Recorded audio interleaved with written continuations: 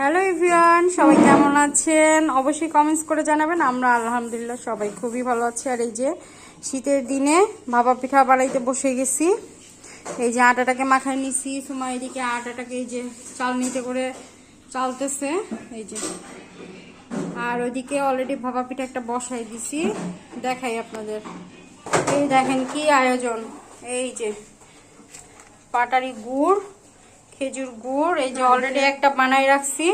এই যে চুলায় অলরেডি হাঁড়িতে একটা আপনাদের দেখাচ্ছি, হয়ে নিক। এই যে রাফিন অলরেডি খাওয়া শুরু করে দিছে।